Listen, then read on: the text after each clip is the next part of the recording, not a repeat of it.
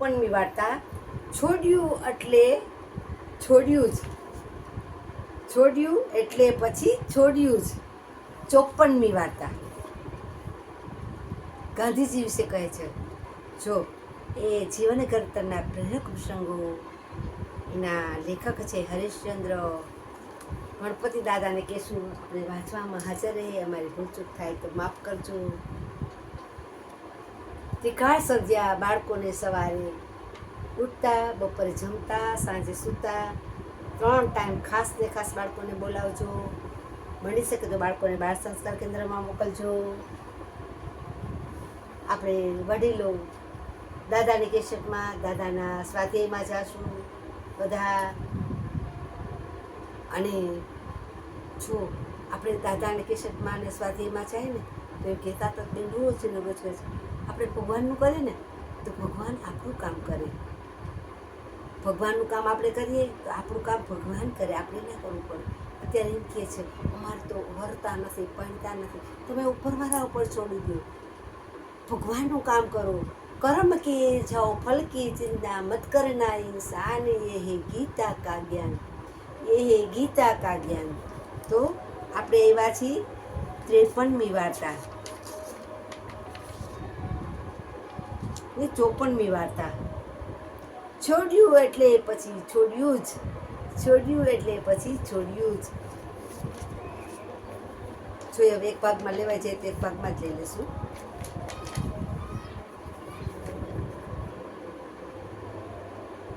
એક આપણે તિખાડ સંધ્યાને એક કરી લેશું.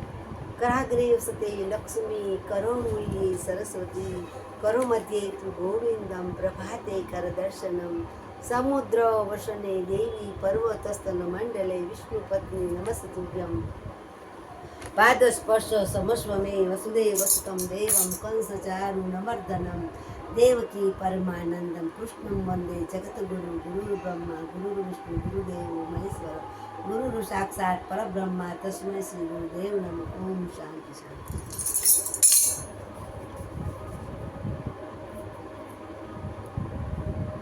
એવો જ બીજો એક પ્રસંગ સાબરમતી આશ્રમમાં બની ગયો.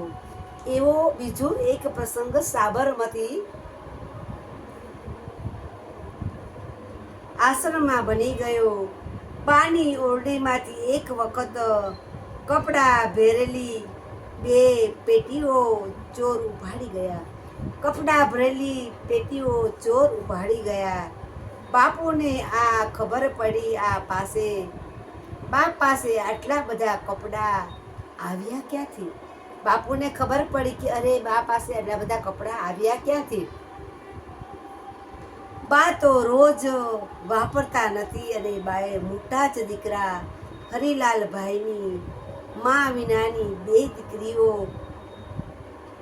રામી અને મનુ ક્યારેય આશ્રમમાં આવે ત્યારે આપને આપવા માટે ભેટમાં આવેલી સાડીઓ વગેરે સાચવી રાખ્યું હતું. અને પેલા ઘરેણાની મારફત બાને પોતાને તો 2 જોઈતું ન હતું.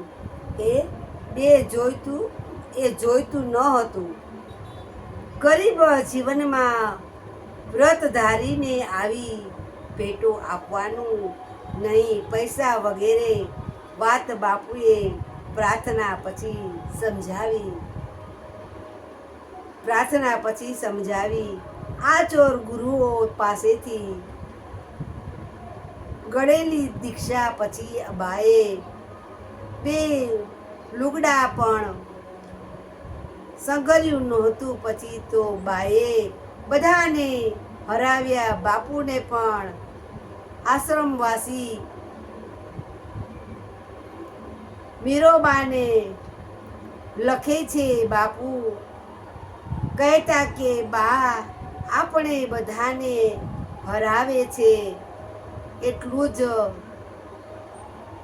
સમાપ્ત, અને આટલી જ જૂજ ફર્યા તો બીજા કોઈને સદાય માટેનો મારો આટલો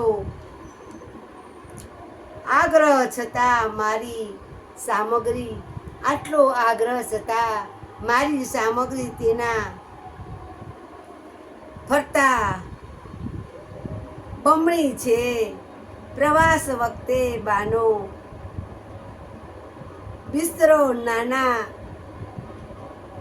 નાનામાં નાનો રહેતો. એમની નાની સરખી પેઢી પણ ક્યારે અવ્યવસ્થિત કે ક્યારેય નહોતી રહેતી. એની પેઢી ક્યારે અવ્યવસ્થિત કે ક્યારે ન રહેતી. ભૌતિક અપરિસહિતની સાથે સાથે પાયે તો પોતાની આકાંક્ષાઓ અને અભિલાષાઓનો પરિગ્રહ પણ ત્યજી દીધેલો, જેનું મહત્વ વધારે હતું. બાના આ પરિગ્રહની બાપુ ખૂબ જ કદર કરતા. અને બાપુની માન્યતા હતી કે ચા કોફી જેવા પીણા નુકસાનકારક છે. આથી એક ભાઈએ બાપુને કહ્યું, તો પછી બા આ આશ્રમમાં રહી અને કોફી કેમ પીએ છે? આશ્રમમાં રહી અને કોફી કેમ પીએ છે? બાપુએ તો જવાબ આપ્યો, પણ આ બાએ કેટલું છોડ્યું કે એ તને ક્યાં જાણો છો?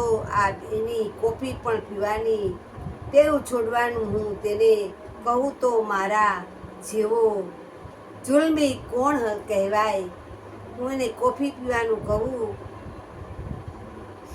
છોડવાનું હું તેને કહું તો મારા જેવો જુલ્મી કોણ કહેવાય? અને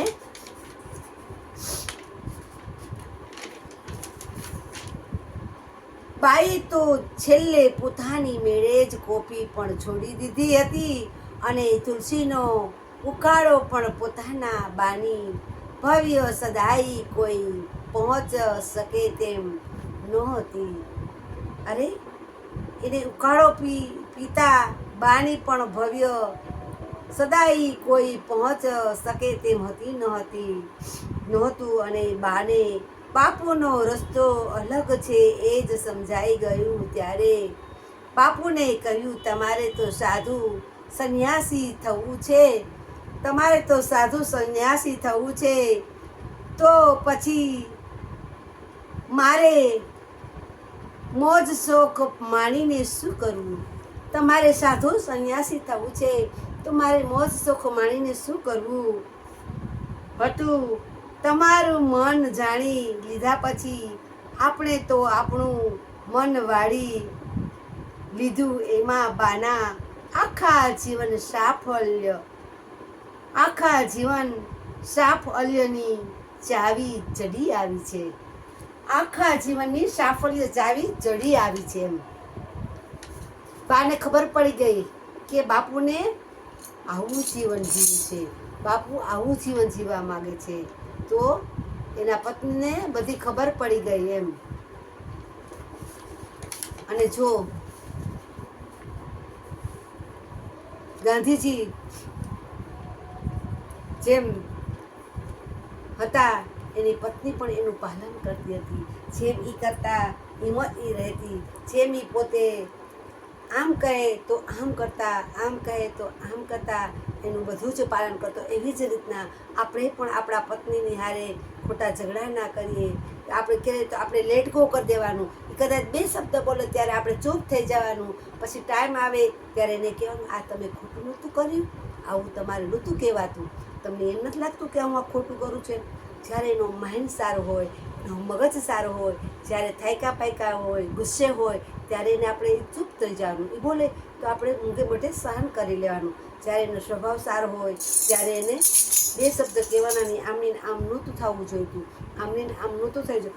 આ બાયડીનો લક્ષ્મીનો હંમેશા ઘર હોય ત્યાં થોડું ઘણું તો બધું ચાલ્યા જ કરે. તો આપણે મગજમાં નહીં રાખવાનું. અને